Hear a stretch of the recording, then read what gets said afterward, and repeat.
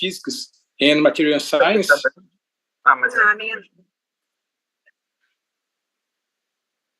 Okay, this is the Latin American condensed matter physics and material science. The talk for today is given for Vladimir Zverev. Is it correct, Vladimir? Yes, absolutely. Okay. You speak like Russian. Mm-hmm. Yeah. Okay. Good. It's the time I spent in Russia for 3 days. I spent in Russia. And Vladimir is a researcher in Lomonosov State University. He's a co-worker of mine, and is also a friend, a good friend in Russia. Before of that, I'll give a brief introduction about Vladimir. Vladimir graduated in the same university, in Lomonosov Moscow State University. For today, Vladimir is a full professor in the Moscow Engineering Physics Institute, and also research in Lomonosov Moscow State University. And he's specialist in magnetocalorics, thermal properties of materials, and a very good activity researcher in this topic of physics. This talk is streaming for several countries in Latin America, namely Brazil, Peru, Colombia, Chile, and several countries, and is attended by researchers and students. Is a good opportunity to give this topic for Latin America. Vladimir, thanks for your accepting this invitation, and this space now is for you. You have 50 minutes, 45, 50 minutes to present this talk. The space is yours. Thanks, Mario. Then I will then share the screen, and you tell me whether you see it, which I'm going to share, yeah? Now you see the slides, yeah?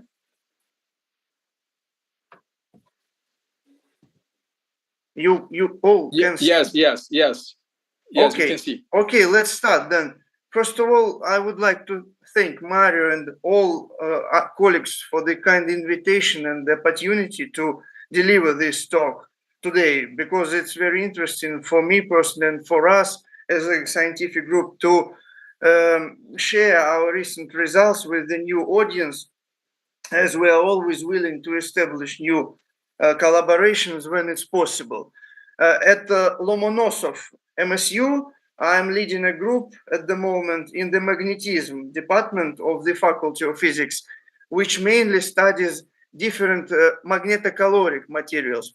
And historically, our forefathers in science, I mean, here at MSU, started from rare earth metals in the middle 50s of the past century, as they really reveal significant, magnetocaloric effect, or MCE.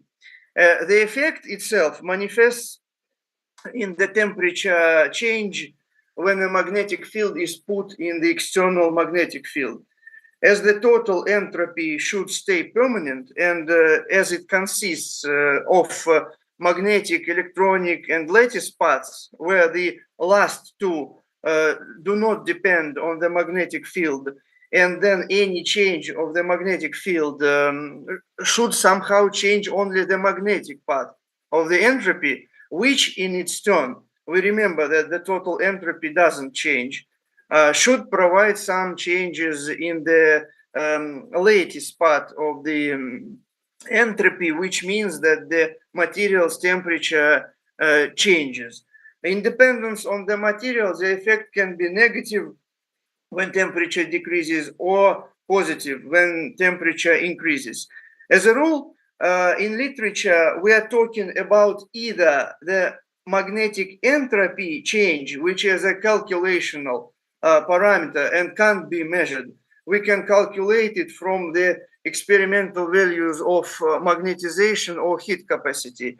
Or we are talking about adiabatic temperature change, which can be measured directly. And we have, by the way, such an equipment here at MSU.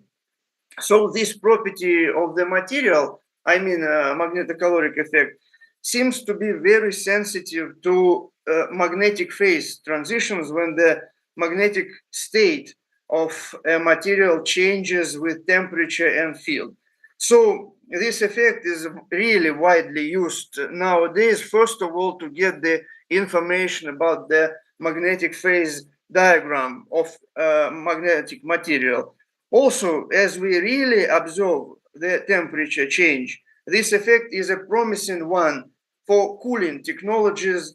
I mean, so-called magnetic refrigeration, first of all, when one doesn't need to use any conventional gases for cooling as in a conventional fridge.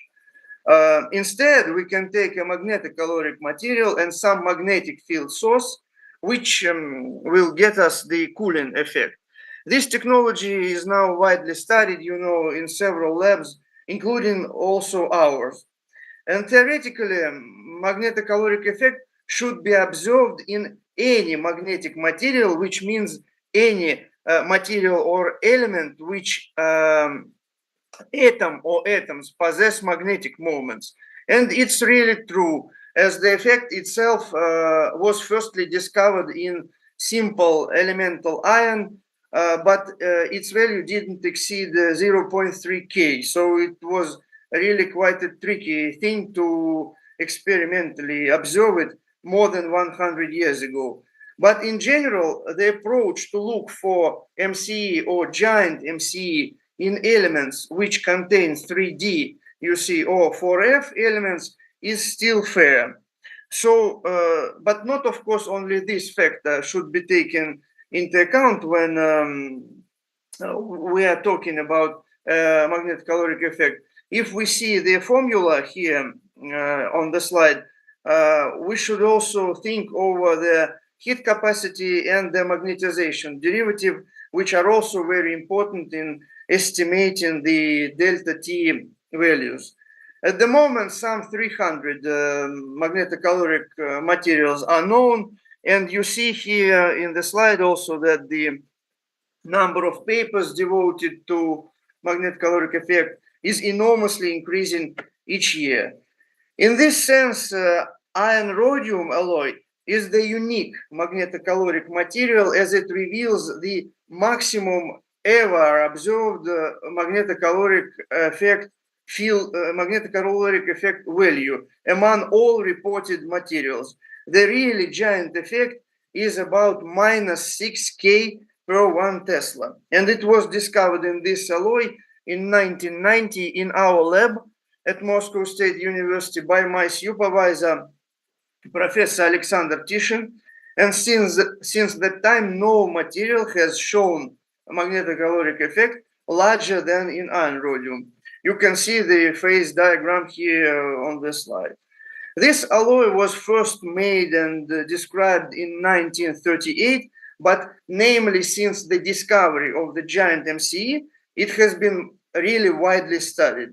In addition to the giant MCE, it's really, let's say, very convenient for studying, as it undergoes the only single one, a magnetic phase transition from antiferromagnet to ferromagnetic state in the close to room temperature region. Also, the simple cubic symmetry of BCC type is not changed during the transition. We observe only 1% volume, lattice volume increase during the transition. Thus, one doesn't need to differ multiple transitions of different order, like in rare earth, for example, to obtain the magnetocaloric response. So this material shows the abrupt magnetization change, which is the reason for the giant magnetocaloric effect. But what's the reason of this magnetization jump? Frankly, no theory at the moment explains this fact. We in our group, we've tried to use the so-called exchange striction model, which takes into account the magnetic exchange interactions between the atoms in the crystal lattice of iron rhodium, and also the magnetostriction effects which occur during the transition. Anyway, this model is empiric and uses the experimental parameters in modeling, but allows to make some assumptions which coincide well with independent experimental results. For example, here we can see the plots of theoretical calculated magnetization and the experimental one. We see that the coincidence is rather well. What is more important, our model predicts the appearance of a small magnetic moment, about 1 Bohr magneton, on rhodium atoms in ferromagnetic state after the transition is finished. But rhodium is normally paramagnetic, as all precious metals, and we know that. So thus it seems that due to the delicate balance of exchange interactions, which are probably because of them, the magnetic moment appears on rhodium atoms, thus providing the conditions of this sharp first order magnetic phase transition to the ferromagnetic state and the abrupt change or the jump of magnetization. The tricky thing was to prove this moment appearance experimentally on rhodium atoms, as it was too small for the time of flight neutron diffraction. And when doing such experiments, we just saw the non-realistic values when processing the neutron diffraction data. And we decided to use the XMCD experimental technique, which actually showed really the appearance of magnetic moment on rhodium atoms, and the values are presented here in the table, you see. Also, we see that these moments are parallel to the external magnetic field. Thus, they have the ferromagnetic type exchange interaction with iron atoms moments, which actually gives birth to the rhodium magnetic moments. The next problem to solve in this topic was to make the samples for experiments. The problem here is that if you see the phase diagram, left or right, doesn't matter. The left one is just the increased scale of the right one. The problem here is that we should work in the very narrow region here I'm showing with the mouse of the phase diagram, and of the very narrow region of rhodium concentration, which actually explains why in the majority of papers devoted to iron rhodium, they consider so-called equiatomic or nearly equiatomic iron rhodium alloys, which means that we mostly work with the compositions iron 50, rhodium 50, or some near these numbers. If it's too much rhodium, more than 54, 56 atomic percent, we can here see in the phase diagram. According to experimental data, we just already don't have neither cubic structure nor magnetic transition, and thus all these remarkable magnetothermal properties just vanish. The tricky thing here is also when cooling from you see from the above, from the top part of the phase diagram, we need to cool the sample after melting to get to the right this narrow region of rhodium concentration. And when cooling, it's really difficult to go straight along this border between alpha ferromagnetic phase, you see here, and paramagnetic parasitic gamma phase, which spoils all remarkable magnetothermal properties. So when we make samples, we need sometimes to repeat the whole procedure with at least annealing 5-10 times maybe, which actually has been done in some of our papers to get the right transition and the appropriate magnetization jump. And we really did that. Please see here the results for two types of samples. Slowly cooled one along that border and fast quenched in ice water. Before our work, nobody actually studied the influence of the heat treatment when preparing the samples on iron rhodium magnetic properties. You here see the top picture. You here see the reversible volume change, while the transition right above the magnetization plot shows that the magnetic and lattice changes in iron rhodium do not occur at the same time. Magnetization changes are faster than the lattice parameters. What's really important here, and it's obviously seen in the magnetization in the bottom picture, that the magnetization jump for the fast cooled sample, it's the black curve, is bigger. It's 15-20% larger than for the slow cooled one sample. So despite the same composition of both samples, which is 4951 iron 49 rhodium 51, the alloys are really different, including the different transition temperatures. Obviously, such a difference in magnetization influences the magnetocaloric effect for both indirect calculation and for direct measurements. See here in the left and in the right sides of the slide. And by the way, here we compared several compositions of nearly equiatomic alloys to prove that the maximum value is always, independently on the heating treatment history, is observed in 4951 quenched sample. The next applied result is about the preferable melting technique. We see that this alloy is rather capricious and the properties depend largely on the conditions of the samples preparation. And it shows here, magnetization in the left side of the slide, that the phase transition in the samples prepared by arc melting really shows poor reproducibility. And in the right part of the slide, we see the samples prepared by induction melting technique, but under the same annealing conditions. The difference is obvious.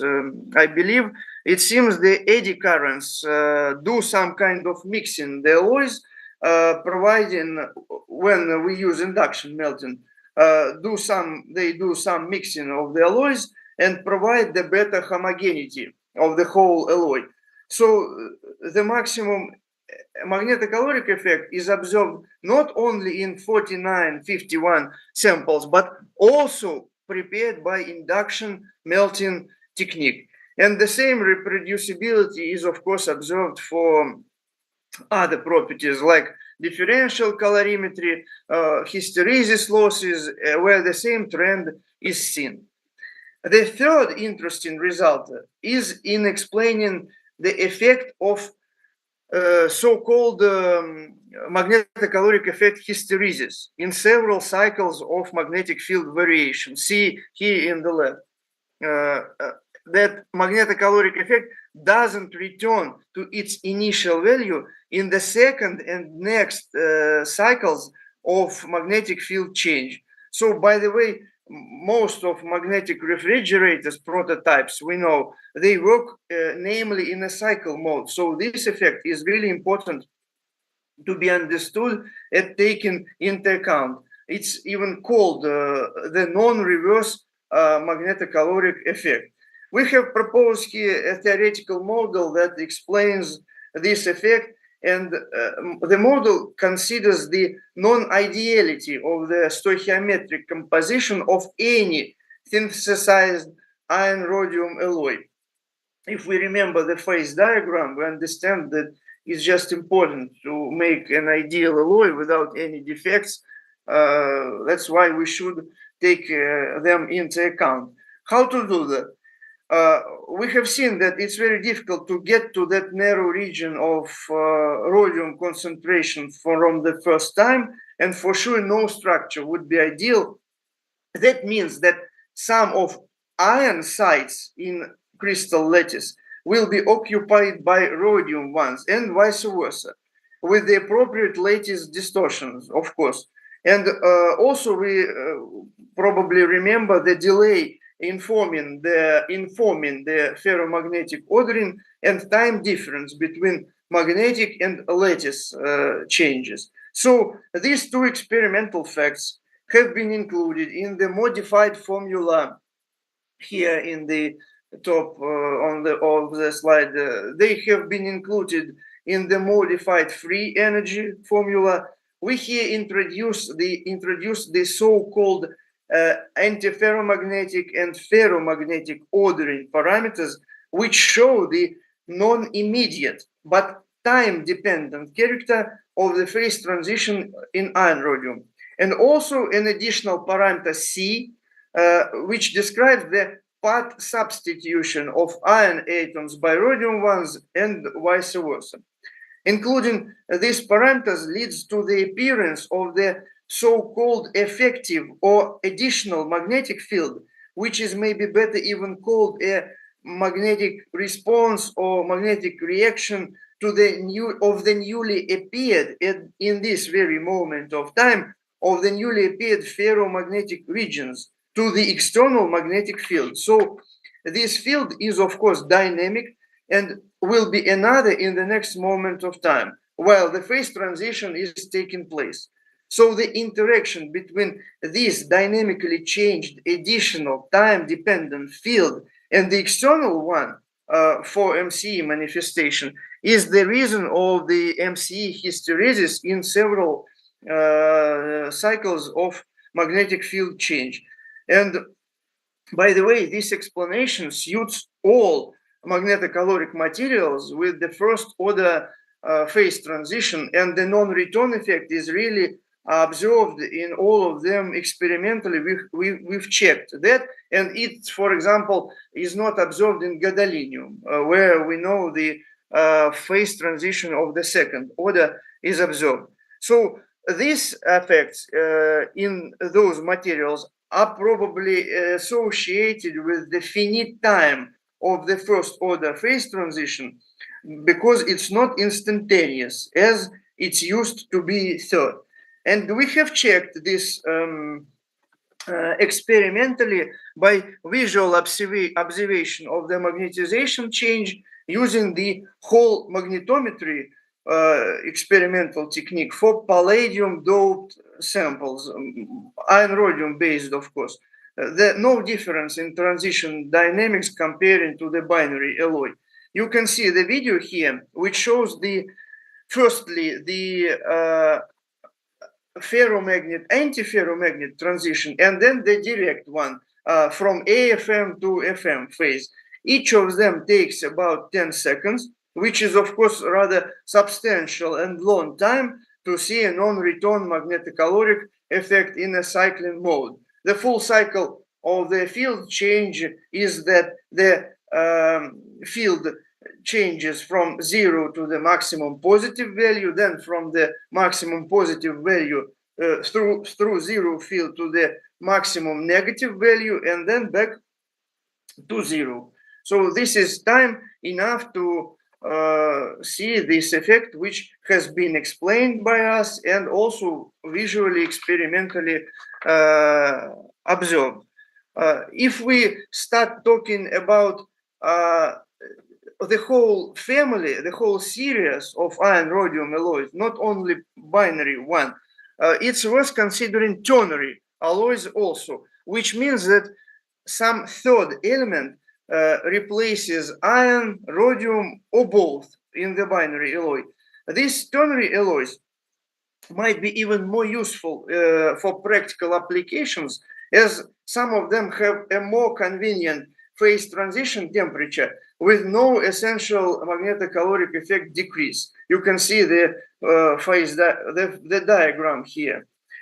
Moreover, in some cases, even small doping of the very expensive rhodium by the cheaper metal, by some cheaper metal, can make some kind of profit.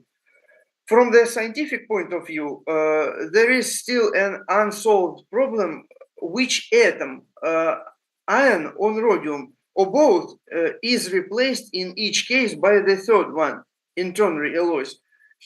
Here we have made some preliminary ab initio calculations on this matter. The table in the bottom part of the slide.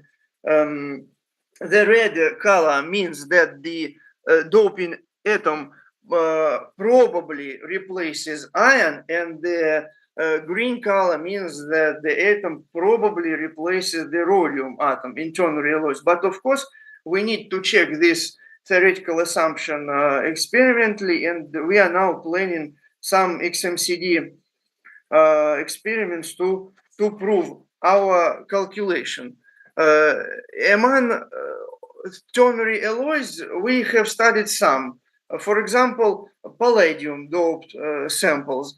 You can see here an experimental results of XAFS technique showing the tetragonal from cubic distortion of the crystal lattice, because large palladium atom probably occupies rhodium sites, and as it's even bigger than the rhodium, the distance between the atoms becomes longer, which diminishes the exchange interaction, which leads in this very case to the lower transition temperature comparing to the binary alloy. In case of small palladium concentration doping, and we consider only 3 to 5 atomic percent concentration, the transition temperature gets right to the room temperature region, about 290 K, which is really very convenient for possible household refrigeration applications. Neutron diffraction studies showed and allowed to measure the lattice parameter change directly, and what is more important, to prove the existence of the giant magnetostriction in ternary alloys also.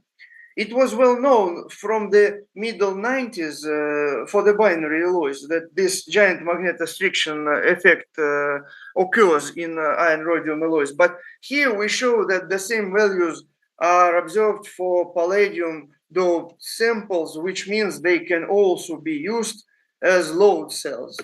But not all is so well with ternary alloys. As the third element is involved, the phase diagram of this ternary alloy gets even more difficult comparing to the binary one we remember in the beginning. So when making the samples, there is a great risk to get a lot of that parasitic paramagnetic gamma phase, which is obviously seen here. We did the EBSD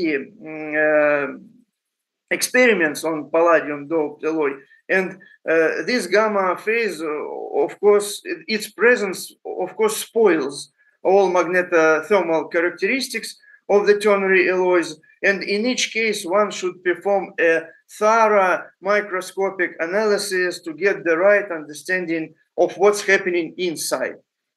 Luckily, in our case, in this used palladium doped alloys, that there was not too much gamma phase, some maybe 5-10 volume percent, and that's why the magnetocaloric properties didn't suffer a lot. Please here see a small decrease in magnetocaloric effect value comparing to the binary alloy, and together with the shift of the transition temperature towards room temperature region and the broadening of the dependence of the magnetocaloric effect on temperature, the specific cooling power, or RCP, is kept the same as in the binary alloy. And namely, this parameter is always taken into account when estimating the efficiency of the magnetocaloric effect as working bodies of the refrigerator. Even more dramatic shift is observed, for example, in chromium doped samples. This could be useful already in gas liquefaction technologies. Pay attention here that we always work with a small dopant concentration to stay in that narrow region of rhodium concentration in the phase diagram. In case of chromium, it occupies iron sites in the crystal lattice. An opposite situation is observed in case of ruthenium doping.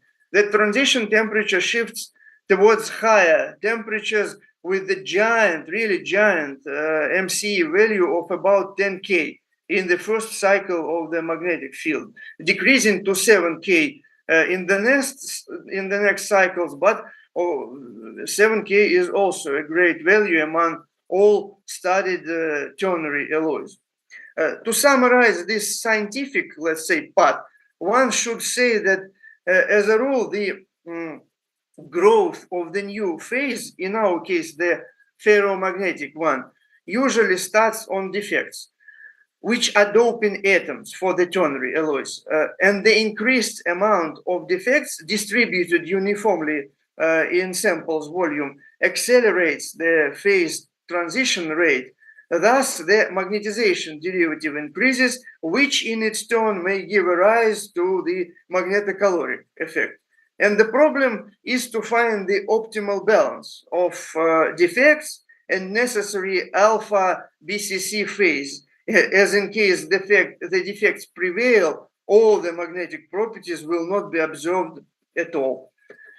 As for the possible applications of these alloys, here we will not consider in this talk, in some sense, classical area of magnetic refrigeration, but let's think about possible options in which the cost of the materials is not so sufficient. Maybe such as medicine, for example.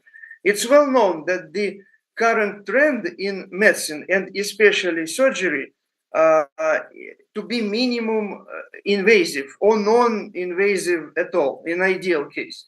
Of course, unfortunately, there are really difficult cases and patients when one can't avoid surgery. First of all, I'm talking about the replacement of destroyed joints on artificial ones in the form of metallic implants. These are really long and time and money consuming surgical operations where it's necessary to get the ideal result from the first time. No chance to make a repeated operation. Thus, it's quite important during this medical procedure to provide a 100% survival rate of the implant, which means an organism should not reject the artificial implant. Once again, unfortunately, there are 3 to 5% of such cases of rejection, even in such modern technological area of medicine. Any infection caught by the patient before, during, or just after the surgery can lead to the implant rejection at least, or some heavier consequences. To avoid that, the doctors, in case of any suspicion or evident signs of the disease, start the massive attack on this infection with antibiotics and or antiviral drugs. And it's known from medicine that in case of conventional injection of any drugs or conventional taking of any medications, just 10% of the active substance reaches a sick organ of an organism. Moreover, healthy parts of an organism suffer for the company, let's say, with the sick one getting unnecessary medication. And in this case, targeted drug delivery is designed to solve this problem. So we need to think over some device which can deliver the medication to the very place in an organ, to the necessary place of an organism where it's really necessary and in the necessary time and in the necessary amount. What could it be?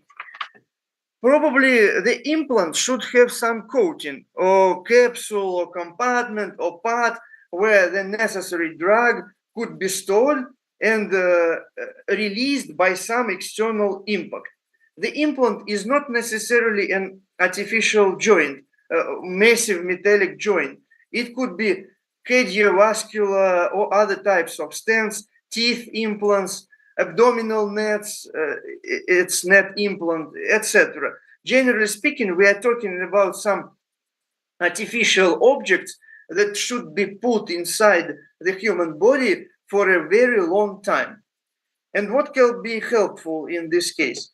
When we are talking about non-invasive and the most efficient external impact on the implant with such a coating containing a drug, only magnetic field, because radioactive radiation is hazardous for all the tissues, microwave or infrared cause unwanted heating in all tissues, and laser should see the object of impact, which means either to work on the surface or once again make some invasive operations to get the laser radiation inside the body. So magnetic field doesn't have all these side effects, and moreover has the highest penetrating power among other types of radiation used in medicine. So our idea was to make the coating for implant which should somehow react on the magnetic field and change its state in order to release the drug in the necessary place. Why not to use the magnetocaloric? Why not to use the magnetocaloric effect in this case, and especially negative one, as additional heating in the organism on 2-4 degrees is a common thing when we are ill. But in nature, cooling inside the human body is not possible at all. So we decided to take some material with a negative magnetocaloric effect. And what is this material? You can probably guess that it's iron rhodium. So we need to make a coating of a metallic implant made of iron rhodium in the form of a thin film for the metallic implant, or in the form of some micro or nanoparticles gel for some plastic implants. And then when the first layer on the implant, which is iron rhodium, is ready, one needs to put the layer which will hold the drug. As a rule, it's some polymer, but in our case, we need to cool the whole construction. So in our case, we chose the special polymer called PNIPAM, which becomes liquid from, let's say, jelly, like wibbly-wobbly state when temperature decreases. And by managing the chemical composition of this polymer, we can adjust the temperature of such a phase transformation of the polymer for it to be lower than 37 degrees Celsius, which is inside our body. And it's not possible to reach such a temperature lower than 37 degrees without any external impact inside the human body. And after that, all this sandwich, iron rhodium polymer, is put to the drug solution you see here,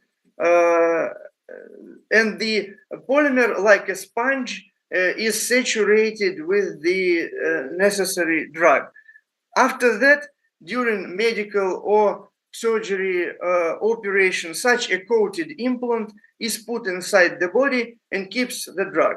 When it's necessary, the external magnetic field is switched on and causes the negative magnetocaloric effect in iron rhodium, which in its turn cools the polymer, which becomes liquid and releases the drug. Let's consider each step of this process.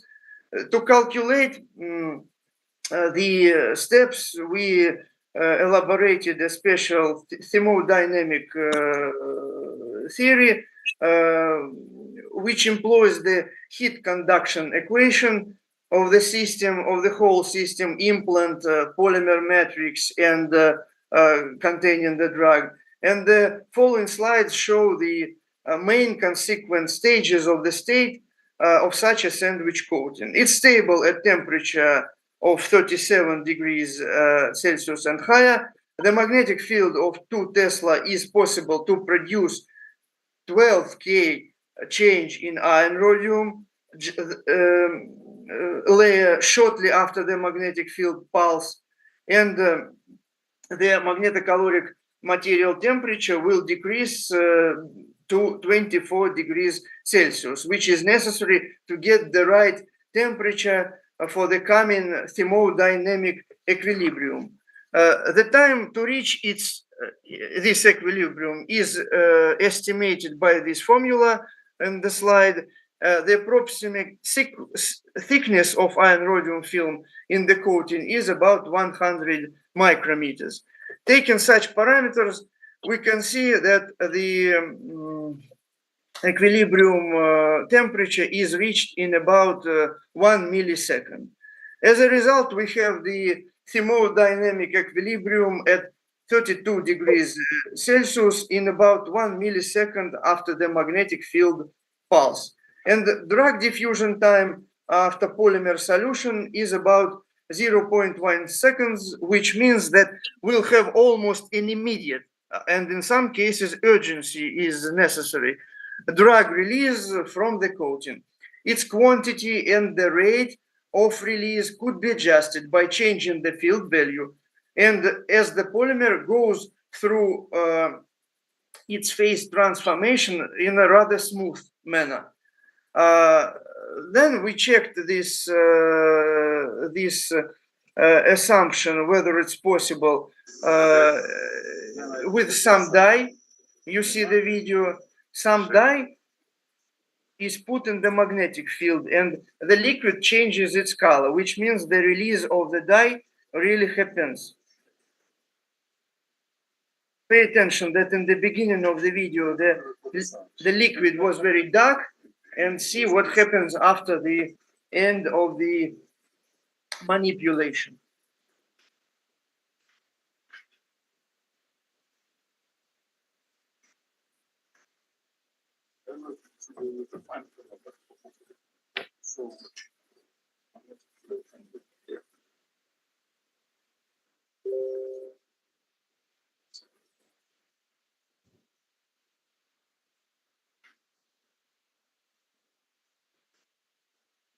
The obvious change of the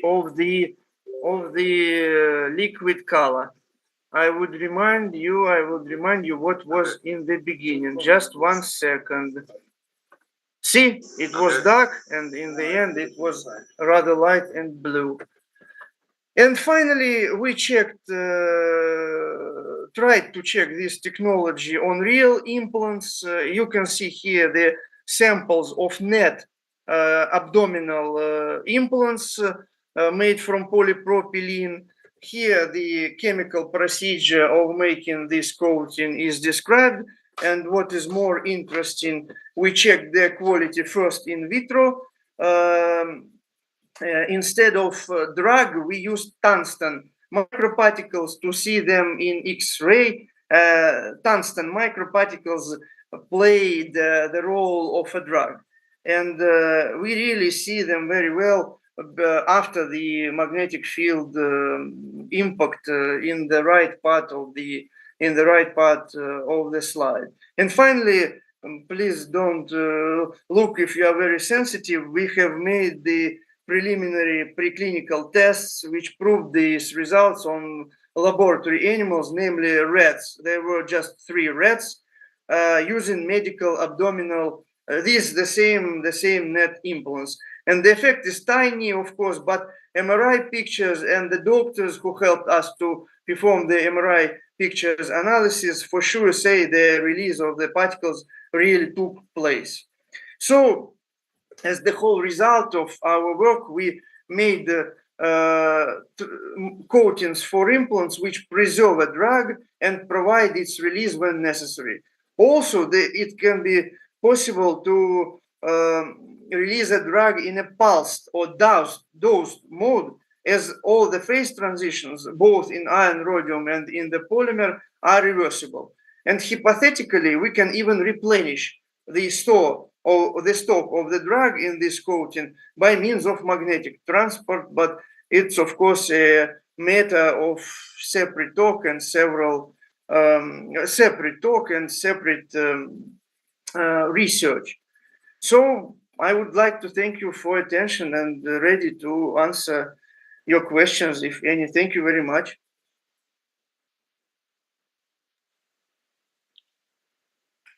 Vladimir, thanks for your nice talk. A lot of results that you have presented. You see that you have worked a lot with your group.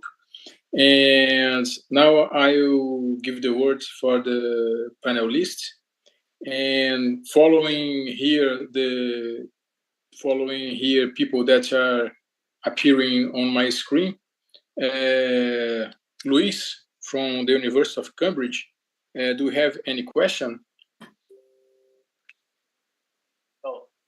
Thank you, Vladimir, for your nice talk. I have some questions. Yeah, about the thermal hysteresis that you present. And it is passed from one magnetic alignment to another. I suppose it looks like maybe from antiferromagnetic to ferromagnetic, or weak ferromagnetic to a strong ferromagnetic, in the hysteresis, in the thermal hysteresis loops that you presented, magnetization versus temperature. Can you show, please? You mean the non-return of magnetocaloric effect? Yes. This one? The previous one. Previous one? Yes, that one. That one. Exactly. Oh. Yes. There, for example, yes, I call that thermal hysteresis. Sorry, I call that. Yeah. You're right. Yeah. Yeah. Yes, that it is for example, it is from antiferromagnetic to ferromagnetic, right? Yes, the arrows just show the direction of transition, and here we just see the full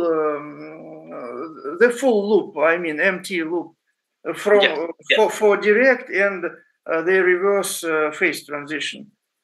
Yes, yes, I understand that. The question is that below 310 Kelvin, it is antiferromagnetic, and above 310 Kelvin, it is ferromagnetic. I suppose that, right?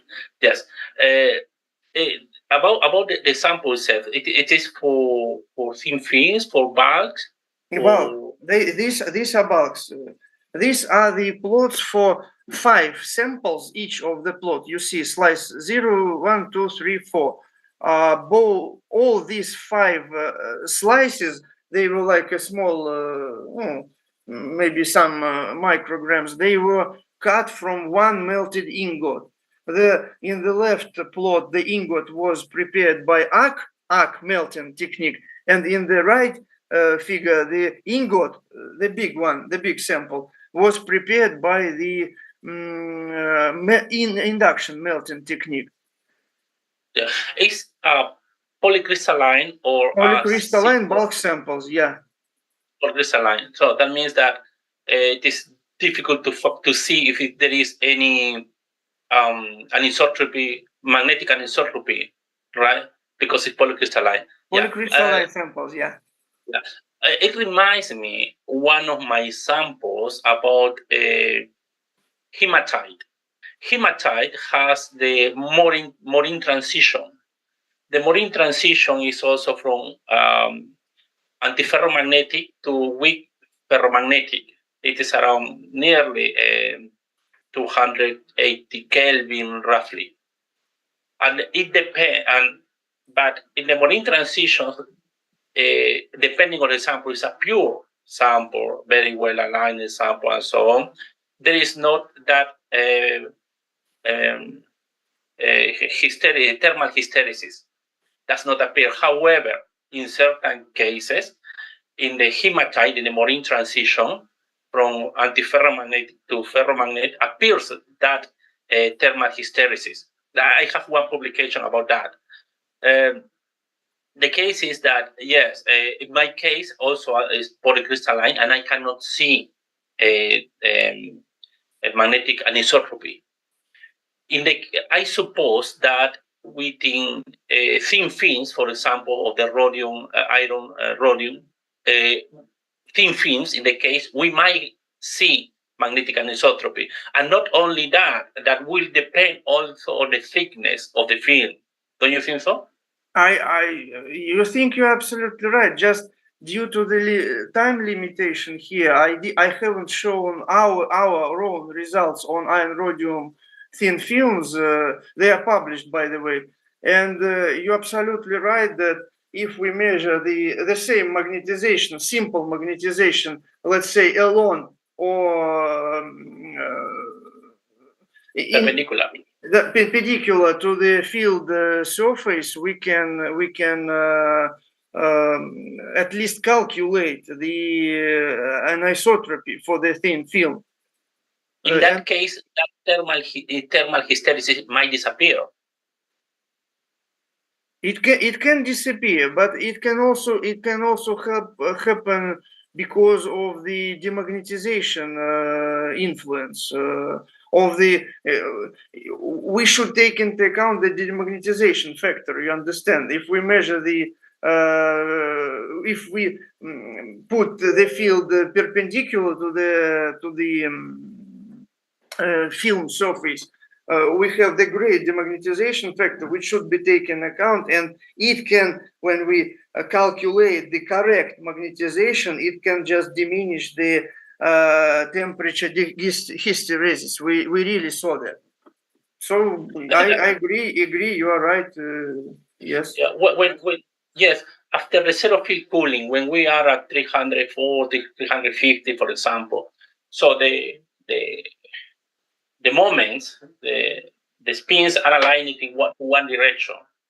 Then we decrease the temperature there in the plot. We decrease the temperature, and it is still aligned, even that we are cooling down in the field cooling. And we need a very high or a lower temperature in order to make that antiferromagnetic again, which is at 300 Kelvin or less, roughly. Is that in the case of rhodium, iron rhodium? Is that yes? Again, you're absolutely right, and the answer to your question is here in the right figure of the slide. Remember, I showed the video from whole magnetometry scanning of the surface of the sample, and here we compare the image from the whole imaging, the red one as the insert. You see here, yeah, as the insert, and the macroscopic magnetization curve measured at the same time. So the image, the red one image, is made at the same time when you see the red circle on the macroscopic curve. You see here. So the image shows some part of the sample, the window with the size of 15 to 15 micrometers, but the whole sample is bigger, and we see that in this part of the sample, which we show on this insert, the transition has already finished, because here we see the fully ferromagnetic state.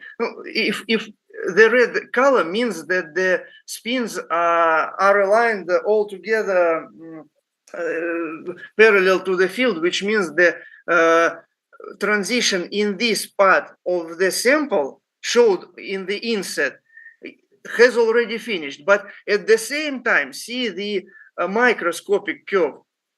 We just haven't reached the half of the saturation magnetization, which means that in the whole sample, the phase transition hasn't reached even its half. So it's again and the same is for the reverse transition. What you are talking about? Yes, the case is that imagine that we are at 340 or 50, okay, 340 or 50, okay, when it is ferromagnetic. That in that case.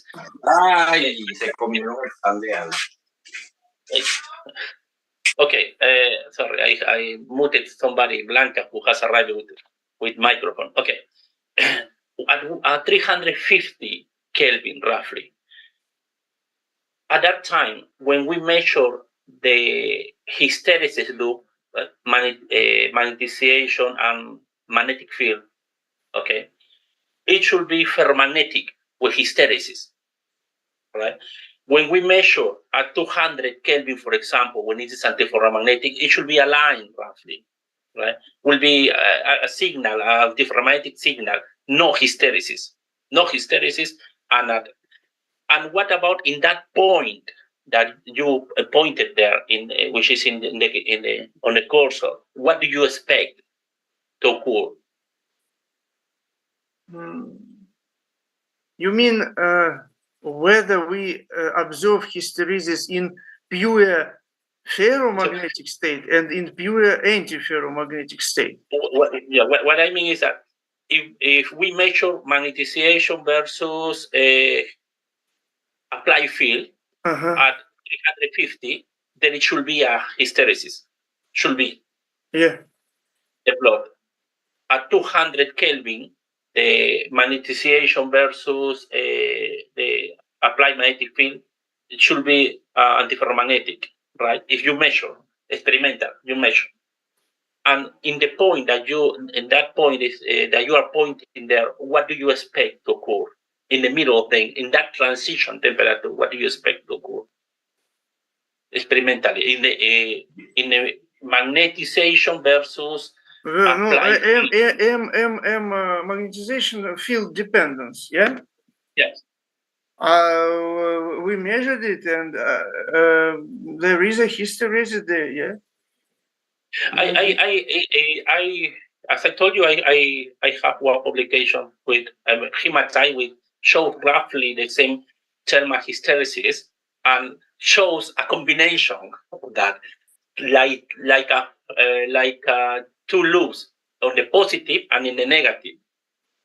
Yes, it's very, very interesting that part. But I wanted to ask you that question because I would like to know if that change of the alignment on that ordering, so it is supposedly, or it is, I am quite sure that it is because the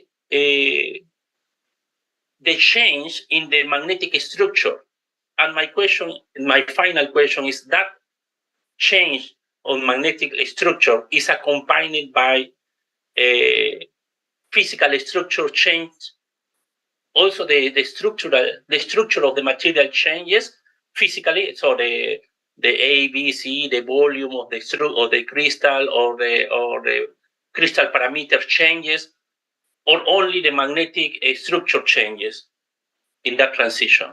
Yeah, the magnetic transition is in iron rhodium is accompanied by the 1% volume increase during the direct AFM-FM transition, and vice versa, the decrease in lattice parameter of about 0.3 angstrom. If we are talking about the volume change, it should be about 1 cubic angstrom increase during the direct transition. But at the same time, the symmetry is not changed in iron rhodium during the transition. It just remains cubic in AFM and FM state. It means that the effect is not totally caused by the magnetic transition itself. Absolutely right. And I was talking about that. That's why we use so-called exchange friction model to try to explain this mechanism, because we need to really take into account the volume change in iron rhodium, because it really happens. We can't just consider the pure magnetic changes in this material to get the right result, simply speaking. So yeah, we need of course to take the restriction effects into account also. Well, one thing that could help might be also the thin film that with different thickness that I am telling you, and if it also has a magnetic anisotropy, might help in that in somehow. Might help in that sort that. I still have some of my samples which are hematite. Maybe at some point we can start forward in order to can. Thank you very much. With great pleasure. Yeah. Mm-hmm. Yeah. Okay. Thank you very much, Vladimir. Thank you very much, Mario Reyes. Thank you for your questions. Yeah. Okay, Vladimir. Maggie Sanchez from Monterrey in Mexico needed to leave, but send you congratulations for your work. Thank you very much. So, okay. So I will move for the next panelist, James Godoy from the Universidade Nacional Maior de São Marcos in Peru. I don't know if you have some questions and the students online, James. Gracias por el paso del profesor. No question, solo felicitaciones por la presentación. Okay. Thank you. Thank you. Thank you. Laura Mesa, do you have any questions for Vladimir?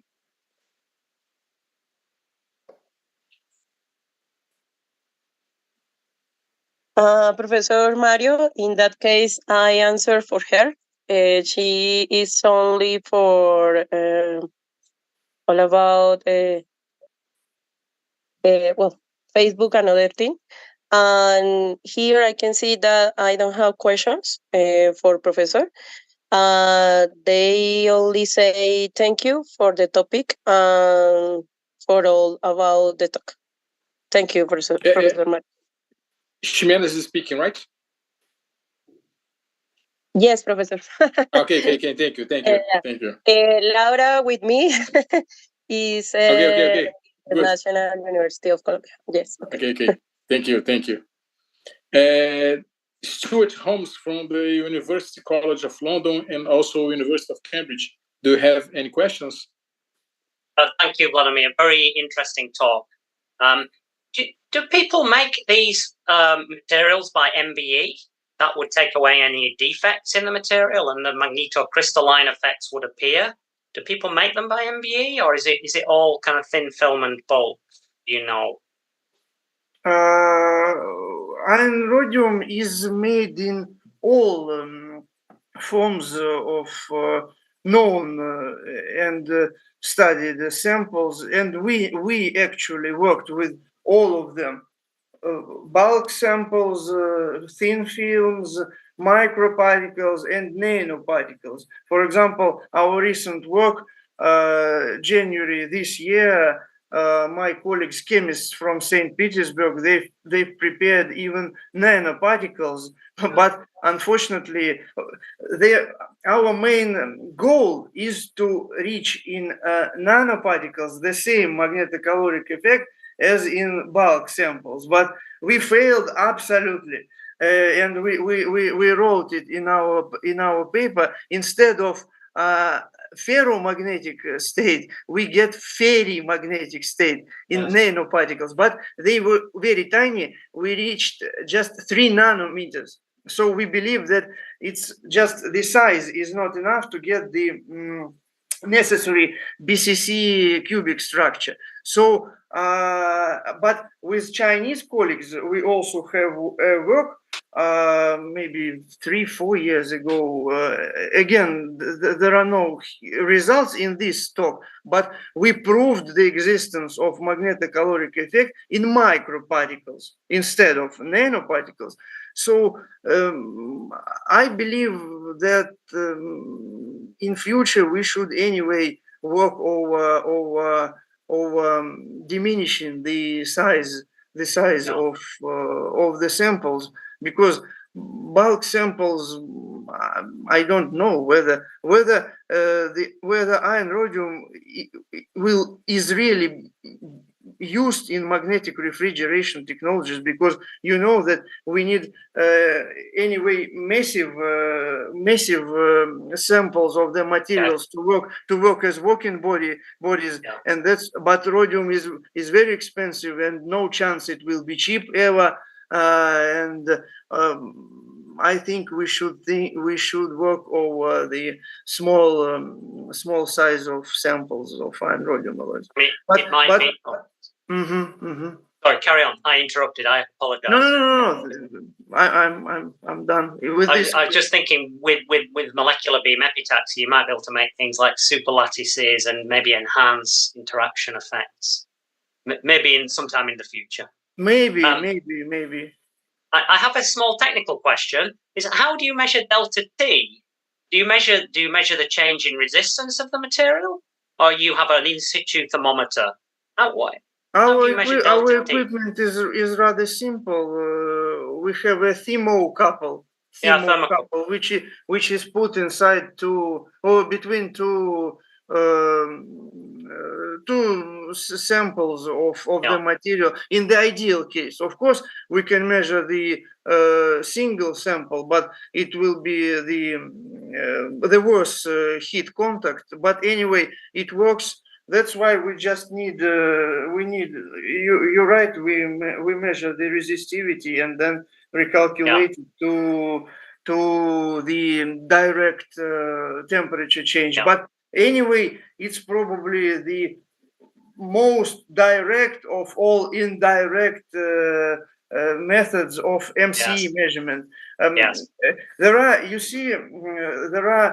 actually two big schools in all this magnetocaloric science in the world. One shows only one magnetic entropy change values, but we here, and I don't know historically or how, we don't believe in the magnetic entropy change because we can't check it anyhow. So we believe in adiabatic temperature change and try to measure it where it's possible. Of course, right now we have the equipment for bulk samples, and now we are working on non-contactless equipment for measuring thin films with some optical methods. Of course it will be useful, no doubts. I saw you had a publication with the Imperial College group. Did you go to London? I worked with Leslie Cohen. And I worked in the lab for some months in January 2010. We then studied you see, our lab, as we work with magnetocalorics, we can't, of course, not work with rare earth. So the biggest maybe part of my work, together with iron, rhodium, of course, rare earth metals, and especially heavy rare earth metals, there are multiple transitions there, and of course significant magnetocaloric effect. One gadolinium is known, and with Professor Cohen we studied holmium. By the way, super lattices and thin films at that time. It was really a great time. I would like maybe to repeat it. Absolutely. Thank you, Vladimir. Fascinating subject and a very nice talk. Thank you, and sorry for my Russian pronunciation. I'm very shy. I'm very shy, actually. That's no problem. Okay, and Mário Lúcio from Universidade Autônoma do México. Do you have any question? Good morning, Professor Vladimir and Professor Mario. Really, I am from Federal University of Pelotas in south of Rio Grande do Sul in Brazil. It's a very nice subject. That's your talk, and it's very interesting. Sorry for the mistake. Yeah, and I'd like to small question. It's quite related to the talk about Professor Stewart, but which size of the magnetization it's necessary to try to get this property in a BCC material. I'll explain you which the motivation of this question, because we have a discovery recently, magnetization effects in a BCC system, but this BCC system does not have magnetic properties naturally. If you get this material in a specific way, you can get the magnetization properties and resonance. And Professor Pedro Silva from the University of Venezuela that work with us now with some tests with these samples and get the magnetization response for these materials. And when I start to see your talk and the second slide, I think, that you show the BCC systems which have a displacement in the central atom, and this is related to the magnetization phenomena, and also this is related to the specifically property that magnetocalorimetry property, and I think about maybe these also systems can have a response to this application too. But I don't know if the intensity of the magnetization response that we get is enough to this some applications. Okay, then I ask you if which the size of or the intensity of this magnetization response is minimum necessary to try to test this also our materials to this application, this phenomena. And thank you. I see. No, in theory, no limit, as you understand. So we can try to look for the magnetocaloric response in any material which undergoes the magnetic phase transition, actually of any kind. So if you see the any magnetization change in your studied material, maybe maybe you can send me the results. I can calculate the the magnetic entropy change just to estimate whether it's worth looking for the direct temperature change and whether it's okay for any possible application. Because you can see here in the first slide, this reference, we prepared it with Nikolai Zarkevich from Ames lab. It covers all existing at that time, 4 years ago, magnetocaloric material. There is a table in this paper on maybe 3 or 4 or 5 pages, which contains all the material. And there we give some estimations of whether it's worth or not worth working with possible, let's say, magnetocaloric promising materials, independence on the magnetic entropy change, and it easily could be estimated from your magnetization data. I can do that in 10 minutes, let's say, in simple origin. So if you are okay, let's maybe share some results. I can help, because I can't now judge without seeing the real numbers. You understand? Yeah, the real values of the magnetization. Okay, thank you. When talking about iron rhodium, of course, it's the record value. It's the maximum ever value, and it's no sense to judge all other possible promising magnetocaloric materials by iron rhodium, because, of course, still no material has the MCE larger than iron rhodium. Okay, I will talk with you on the next opportunity. You get our contact to talk more about this issue, because it's with very great pleasure. because Mario has all my contact information, email, cell number, anyways. Okay. So please share. I really will be happy to collaborate with all of you, actually, because at the moment, unfortunately, we are really looking for, all this current situation. I don't want to discuss, but we are really open for new collaboration, and we would like to have some new connections with the new labs. Yeah.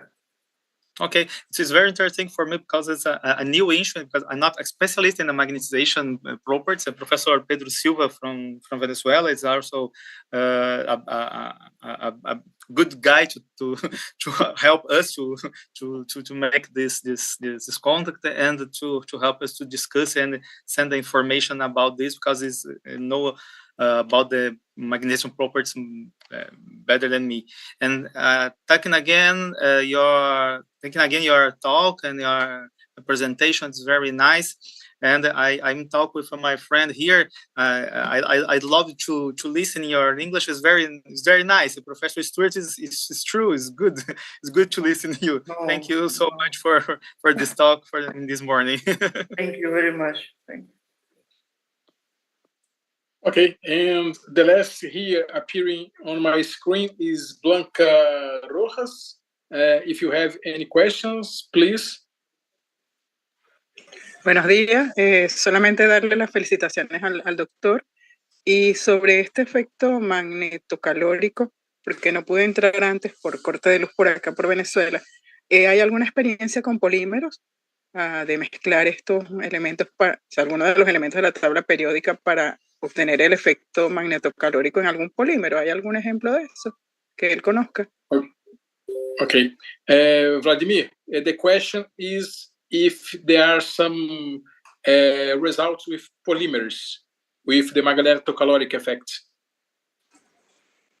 You mean the magnetocaloric effect in yeah, generally speaking, yes, generally speaking, if is concerning the magnetocaloric effect, if you know about results with polymers.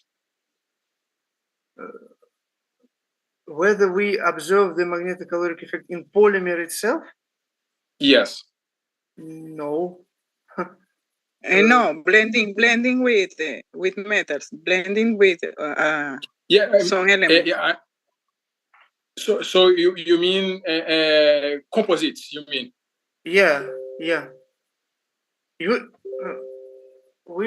You see, we provide the direct heat contact between the magnetocaloric material, which is iron rhodium, and the polymer. The polymer. Sorry, which Blanca, I didn't understand well.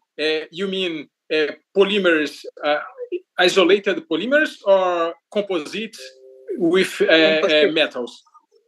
Composite. Yeah, composites. We haven't studied separate polymers at all. So, by the way, this part of the work, I mean, polymer preparation was done not by me, of course, and not even by our team, but our colleagues from chemical department, because we don't work with polymers, and they gave an advice to choose this PNIPAM polymer because it becomes liquid with temperature decreasing, not increasing as usual, as we used to think in our common life. But the polymer itself doesn't reveal any magnetocaloric effect itself because it's not magnetic. If I understand, just complement the question is sorry, just complement the answer. Is the polymer is very common to study the barocaloric effect, the caloric effect under pressure. Yes. I've heard about such works, but in our group we don't do the barocaloric effect research. Yeah. Okay. Gracias. Okay. Gracias. Does anyone have any further question? No, gracias. Okay, good. Does anyone have any further question? Anyone? Okay, if not, Vladimir, thanks again for your presentation. Your time here present for us your very interesting talk. And I will ask for the panelists to open the cameras to say goodbye for Vladimir and for everybody. And I wish you everybody